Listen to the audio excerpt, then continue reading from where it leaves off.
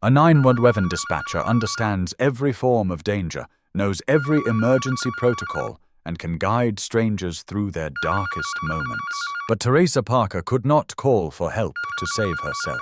When your spouse is a police officer, you believe you are protected. You imagine safety in their authority, security in their badge. For Theresa Parker, that belief became the doorway to her permanent disappearance. She was in the process of leaving a marriage that had filled her with fear, packing boxes in a new apartment, trying to reclaim her life. Her husband was a sergeant with the Lafayette Police Department, a man who understood investigative procedures from the inside. The final phone call she made would mark the last time anyone heard her voice. Within hours, she would vanish. 2 years later, her husband would receive a life sentence for her murder, even though at the time of trial, her body had not been found. This is the story of how a case built almost entirely on circumstantial evidence was strong enough to convict a law enforcement officer of taking the life of the woman who had once trusted him completely. Theresa Parker was 41 years old in the spring of 2007. She worked as a 911 dispatcher, a job that required calm under pressure, the ability to assess danger quickly, and the presence of mind to coordinate emergency responses. Her colleagues knew her as reliable and competent. But behind the professional competence was a woman trying to navigate her way out of a marriage that had become increasingly frightening. Sam Parker was a sergeant with the Lafayette Police Department in Walker County, Georgia. He held a position of authority and respect within the department. He understood how investigations worked, what evidence mattered, and how law enforcement thought. This professional knowledge would later become a critical element in understanding the events of March 2007. The marriage between Theresa and Sam had deteriorated to the point of separation. Theresa had moved out, establishing a new apartment where she was beginning the process of building an independent life. Boxes of belongings sat waiting to be unpacked. The transition was not smooth. According to testimony that would later emerge in court, there had been a pattern of controlling behavior and violence within the marriage. Theresa had reason to fear what might happen if she encountered Sam during vulnerable moments of transition. The evening of March 21st, 2007 carried the weight of these tensions. Theresa was still in the process of moving her belongings, and some items remained at the house she had shared with Sam. She spoke with her close friend and co-worker Rhonda Knox that night. The conversation revealed Theresa's calculations about timing and safety. She told Knox that she planned to return to the house later after she was confident Sam would be asleep.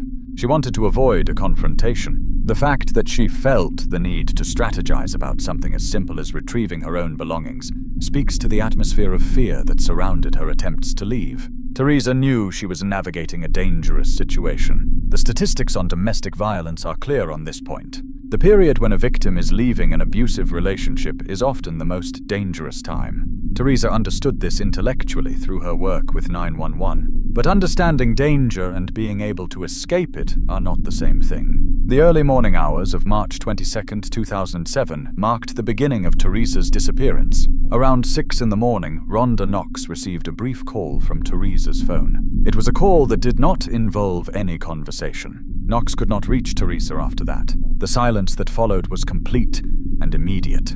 When Knox grew concerned and began checking, the situation appeared increasingly wrong. She went to the house Theresa had shared with Sam. She found Sam's patrol vehicle parked in a detached garage. The positioning of vehicles would become an important detail as investigators tried to reconstruct what had happened. Theresa's own car became a critical point of uncertainty in those early hours. Where was it? What was its condition? By March 24, 2007, Theresa was officially reported missing. When law enforcement began their search and examination of the premises, they discovered Theresa's vehicle inside the detached garage. This raised immediate questions.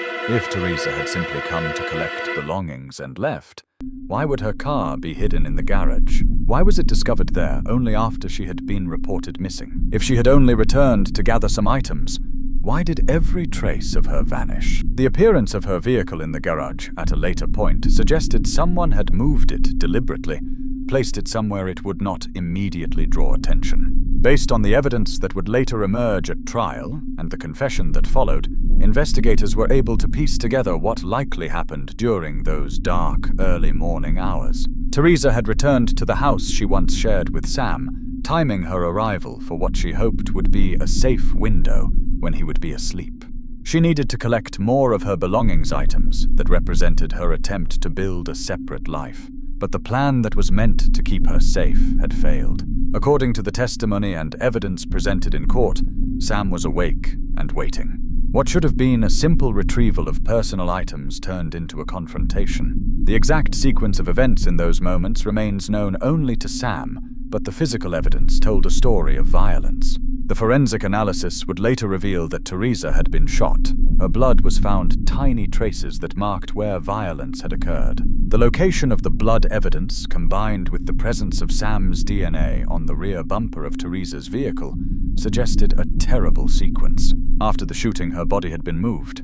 The car had been used in some capacity during this process, whether to transport her remains or to conceal evidence of what had happened. The detached garage, where Theresa's vehicle was later found, became significant in this reconstruction. It was a space where Sam could work without immediate observation from neighbors or passers-by. The vehicle's presence there, discovered only after Theresa had been officially reported missing, indicated that someone had taken deliberate steps to hide it from view. This was not the scene of someone who had simply left of their own accord. This was the scene of concealment, of a careful attempt to make a person vanish. The brief phone call that Rhonda Knox received from Theresa's phone, around 6 a.m. that day, now took on a chilling significance. Was it a pocket dial during a struggle? Was it an aborted attempt by Theresa to call for help? Or was it something else entirely? The call contained no conversation, just a connection that led nowhere. After that moment, Theresa Parker ceased to exist in the world of the living. Her voice, which had guided so many people through emergencies, fell silent. The investigation that followed would reveal that Sam had not acted impulsively. According to witness testimony about his prior threats, he had previously told Theresa he would kill her and hide her body where no one would find it. Those words, spoken as moments of rage or control during their marriage, had transformed from threat into reality. The remote location in Chattooga County, where her remains would eventually be discovered in 2010, suggested careful planning. It was not a place someone would stumble upon by accident. It was isolated, difficult to access, and far from the normal paths of daily life. What happened to Theresa Parker in those early morning hours of March 22, 2007, was not a spontaneous act of passion. The evidence suggested premeditation, the carrying out of threats that had been made before. She had been trying to escape, trying to reclaim her autonomy and safety. But the man who had once promised to protect her had become the source of her greatest danger. Then came the moment that transformed the case from a puzzling disappearance into a targeted homicide investigation. This was the twist that changed everything. In the early morning hours of March 22nd, shortly after Theresa vanished, Sam Parker made a phone call to a fellow officer, Ben Chaffin. What Sam confessed in that call would become the centerpiece of the prosecution's case. According to Chaffin's later testimony, Sam admitted that he had shot Theresa. More than that, Sam claimed he had hidden her body in a location where no one would find it. He provided details about how the shooting had occurred. The confession was not ambiguous or vague. It was specific. Sam also threatened Chaffin, warning him of consequences if he disclosed what he had been told. This threat placed Chaffin in an impossible moral position. He was a fellow law enforcement officer, bound by loyalty to his colleagues and to the department. But he was also a witness to a confession of murder.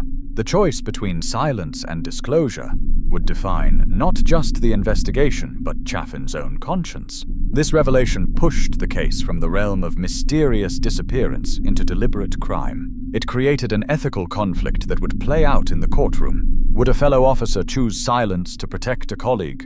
Or would the obligation to justice override professional loyalty? The physical evidence that investigators collected became crucial in corroborating what Chaffin had reported. Forensic analysis of Theresa's vehicle revealed traces of her blood. More significantly, investigators found DNA belonging to Sam Parker on the rear bumper of Theresa's car. This forensic evidence told a story. Sometimes the truth is not found in what people say, but in the smallest particles they leave behind.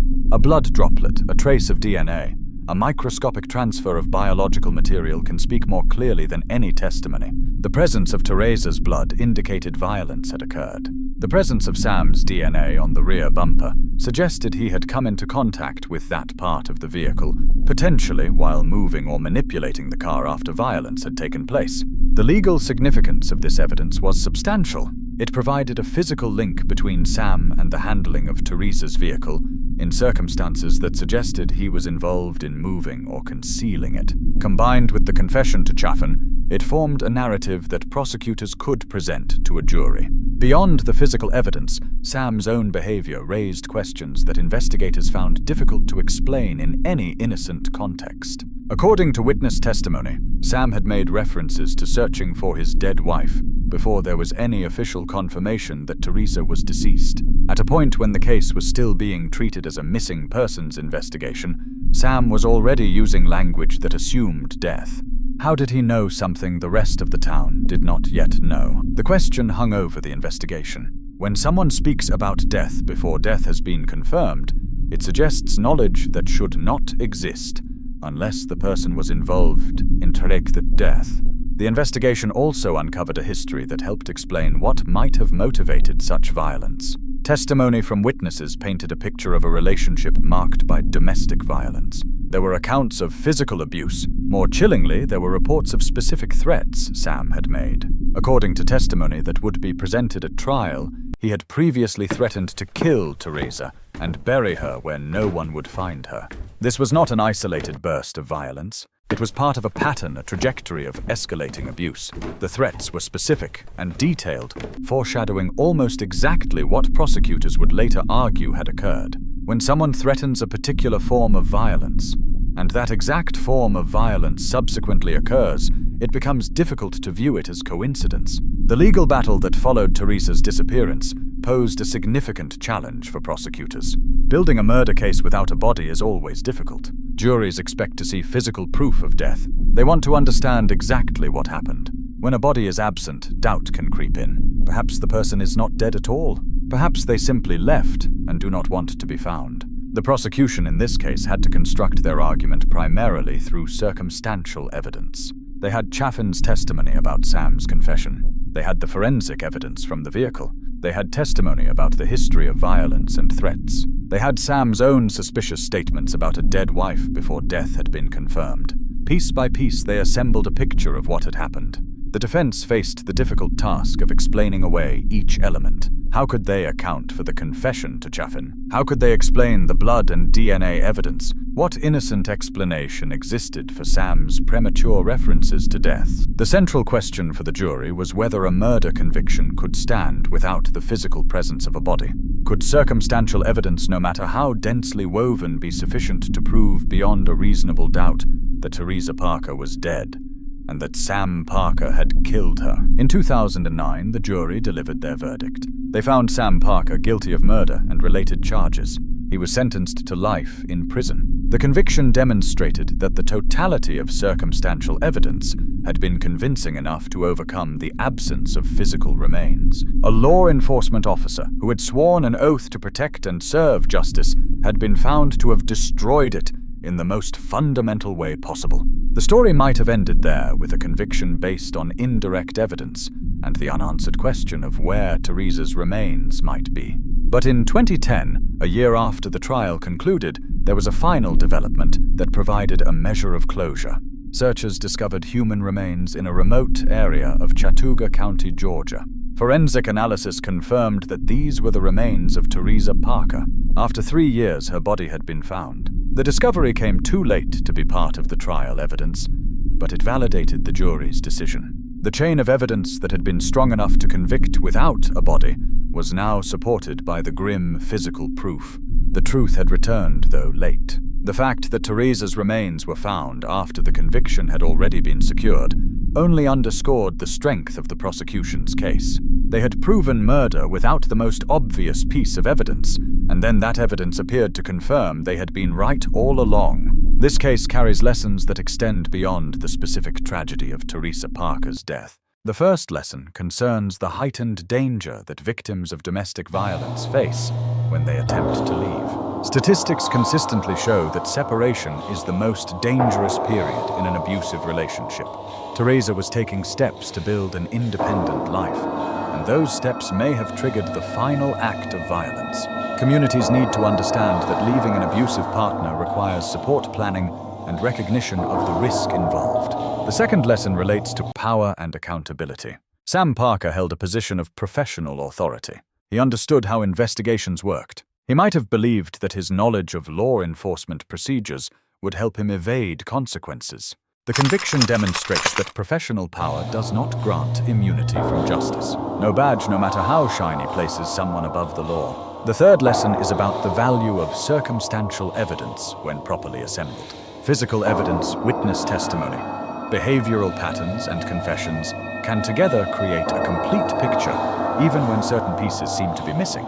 Justice does not always require a perfect case. It requires a truthful one supported by facts that fit together logically. Theresa Parker spent her working life on the other end of 911 calls, helping people in emergencies. But on the night she needed help most, the line to safety had been cut. She could not call for rescue because the danger was too close, too familiar, and too powerful. If you found this account thought-provoking, we encourage you to share your perspective in the comments based on the facts presented. What do you think about the use of circumstantial evidence in murder cases? How can communities better protect individuals trying to leave dangerous relationships? Subscribe to our channel to follow more deep dives into cases that reveal the complexity of crime justice and the human capacity for both darkness and determination to uncover truth.